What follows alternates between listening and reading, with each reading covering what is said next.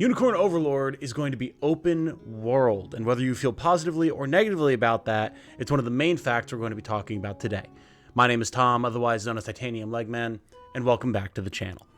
Unicorn Overlord. Hello everyone, as I said at the top of the video, my name is Tom, otherwise known as Titanium Legman, and if you enjoy what I do, my coverage of turn-based strategy RPGs, other things like Armored Core, or gaming news in general, then a like and a subscription would be very much appreciated. I'm doing my best to grow on YouTube, and that's tough going nowadays, so if you'd be willing to help me out a little bit, it would mean the world. Thank you so much.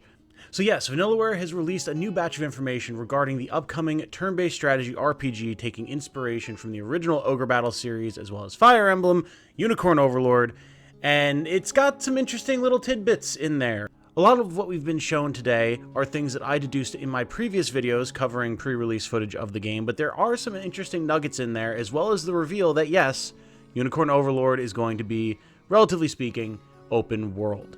In the recently released first episode of Commander's Guidance, Holy Knight Yosef, the resident Jagan of the game, reveals that we can actually approach the campaign in whatever order we choose, being able to freely explore the continent of Fevrith, the game world's map, in whatever order we choose and approach the campaign however it is that we want to.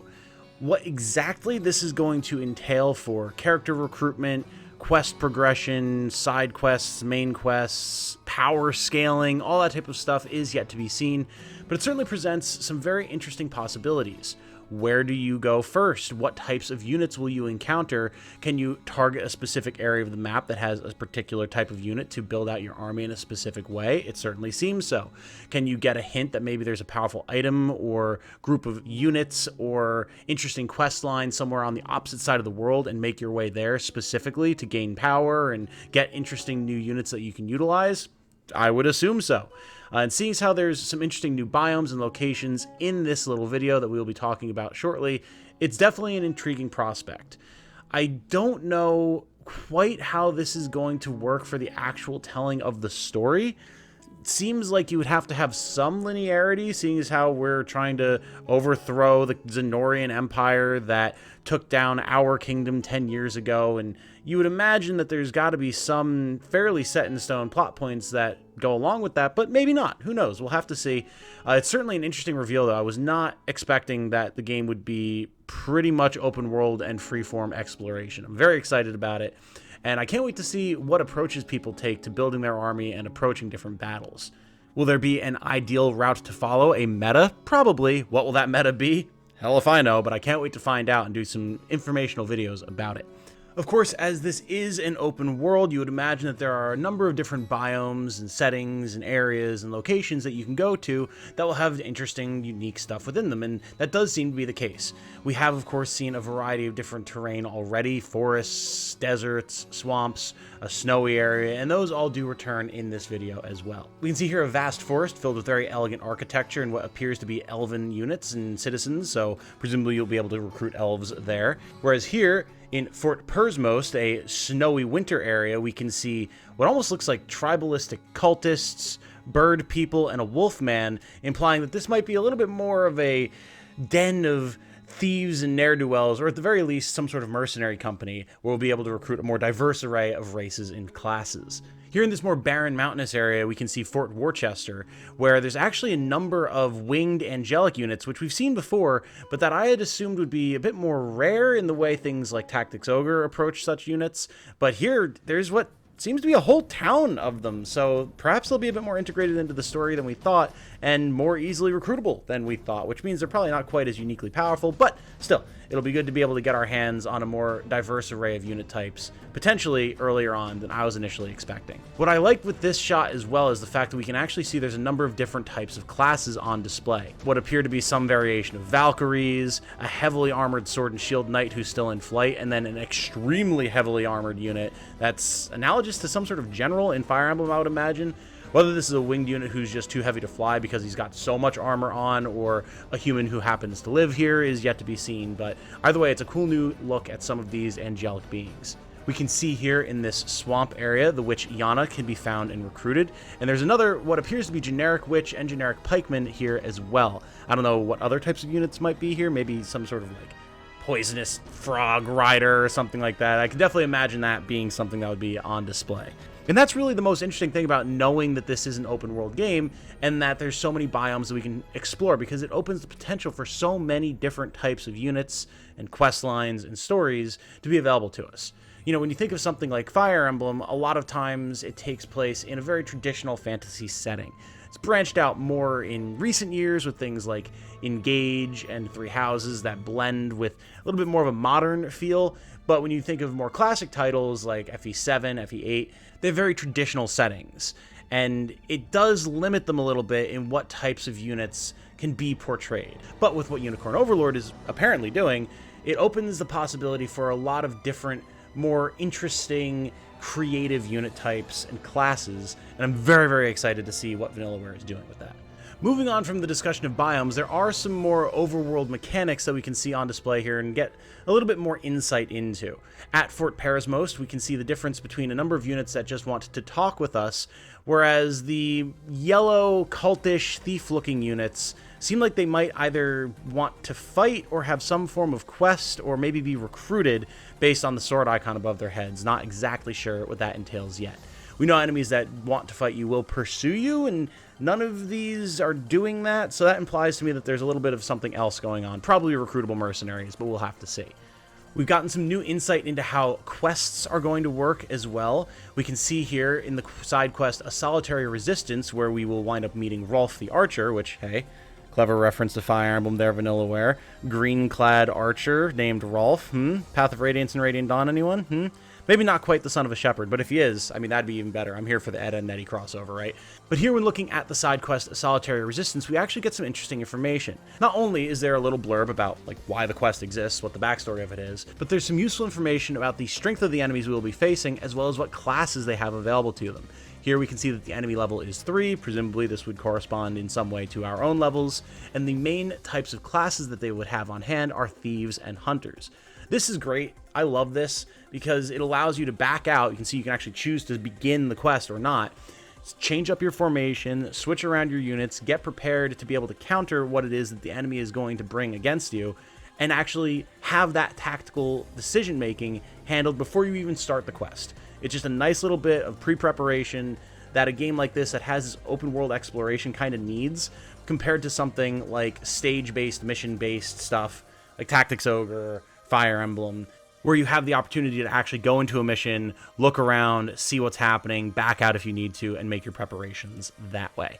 We then get some more shots of quest rewards that we've discussed previously, as well as the recruitment of Yana the Witch, which isn't really a surprise. We've seen her recruited before. We get another shot of the quest list that we've seen previously, but notably, it's important to know that we can actually put quests on pause and come back to them later if we feel like we're not strong enough yet. And again, with the open world aspect of this game, that's good because I don't want to stumble across a quest that clearly outstrips what I'm capable of at the moment, and then somehow like lose the ability to progress it or otherwise be stuck trying to complete it if I'm not ready to yet and I need to come back later. So that's a nice little note. I'm glad that they included that here so that people can feel like they can a little bit more freely explore without the risk of missing out on something. No FOMO here, please. We do also get a little bit more insight into main quests, side quests, etc. We can see the main quest here is the Priestess Abducted. This is something that we've seen previously as well with the abduction of Scarlet. And it does seem like we're going to have a good variety of serious and silly quests. Things like the Battle for Barbatimo Liberation Quest, obviously quite serious, a skirmish wherein we're trying to free an area. And then there's overworld quests like Palevia's Escaped Chickens, which I imagine would be, you know, a little bit more tongue-in-cheek, fun, side-questy goodness, which is always important in a game like this. Interestingly, we also find out that the majority of the settlements scattered across the game map will be controlled by Zenoira, which surprises me because, yeah, while they're the dominant force, have been for the last 10 years, took over, like, I get that, but the fact that they seem to control pretty much everything makes me wonder if there are going to be any other really powerful at all nations at play, and it makes me a little worried about the intricacy of the plot. You know, when we look at things like Final Fantasy Tactics, Tactics Ogre, a big part of those stories revolve around the fact that there are a number of major players at hand. You know, you look at something like Tactics Ogre, and you've got the Bakram and Galgastan and all these different forces at play, Zenobia, and the fact that these are established nations with varying levels of power, but still great levels of power, causes the story to move in interesting directions. But if we're existing in a land where there's really only one major force at play, it'll keep things more focused, yes, but I'm afraid that it'll lead to a little bit of a less intricate plot, which isn't necessarily the end of the world, but I am really fond of those types of stories, so we'll have to see how that shakes out. Either way, though, it makes it clear that there will be plenty of opportunities to engage in battle no matter where you go, with different command posts, towns, forts, all that type of stuff that you need to free from Zenoira. When engaging in battles, whether you're liberating towns or just fighting random units on the map, we can see a quick battle forecast of how much damage we'll be dealing to the enemy, how much damage they'll be dealing to us. We can just skip if it seems like we're clearly going to win, like in this screenshot here, or engage in the battle directly if we want to watch it all play out. And then once you have liberated the town, that's when you're going to get access to all of its facilities. Things like shops, taverns, recruitment posts, all of those vital structures that you're going to need to upgrade your army, build relationships with your units, and make progress through the game. The upgrading of towns, forts, etc. that we've seen previously has also gone into a little bit more detail here, with characters discussing how you can deliver resources to them to upgrade their facilities, get access to better things, all that type of stuff. We've talked about that before, not a lot of new information here, but it's good to know that they're outlining it because it does seem like it's going to be a very important system that people need to be prepared to engage with. Yosef points out that it is walled cities and other large towns that will have taverns, which are very much an important location, seeing as how that's where you'll go to build a relationship with your units and generally craft them into a stronger fighting force. So having specific locations where you can get taverns and make sure that you have them upgraded is going to be very, very important. I imagine these are going to be the single most important locations for you to upgrade over the course of the game, specifically to make sure that your taverns stay safe, so you can have a place to go rest, lick your wounds, have a good meal, and get your units to know each other a little better so that they are just more efficient on the battlefield. Finally, Yosef and Elaine just quickly go through the fact that there's going to be other side quests to engage in, mini games, materials to collect, just various different things to do as you explore the overworld, which, again, we already know, but it's really hammering home that these are going to be, again, very important aspects alongside the upgrading and maintaining of towns and cities. And I love it because it shows that Vanillaware really is leaning into the fact that they have their own unique mechanics going on here compared to things like Tactics Ogre and Fire Emblem. It's helping them to stand out a lot and really cementing them as a spiritual successor to the Ogre Battle games more than anything else. I love that this is a mechanic that we're going to be able to engage with. I think it's going to be so much fun. And that's all of the new information that I've been able to glean from this new information drop from Vanillaware. There will apparently be more episodes of this little series of guides. Apparently in the next episode of Commander's Guidance, we're going to be getting more insight into unit interactions, the building of rapport, all that type of good stuff, which I'm very excited about because that's a system that's been not super well explored in the pre-release material we've seen thus far, so I'm hoping we get a good little chunk of information about that. But even though this was a bit of a smaller drop of information, just the fact that this is going to be an open world game is a huge revelation. It really changes the way I'm viewing what Unicorn Overlord is going to be. And while I was already excited before, I'm even more excited now, just knowing that we're going to be able to approach this world however we want, explore it, find cool secrets, build our army in whatever order we choose. I imagine it's going to give a lot of replayability to the game as well. Are you excited like I am? This is going to be an overworld game. Are you maybe a little bit more skeptical? What are your thoughts on how this is going to impact the story? Let me know about it all in the comments. I would love to have that discussion with you guys.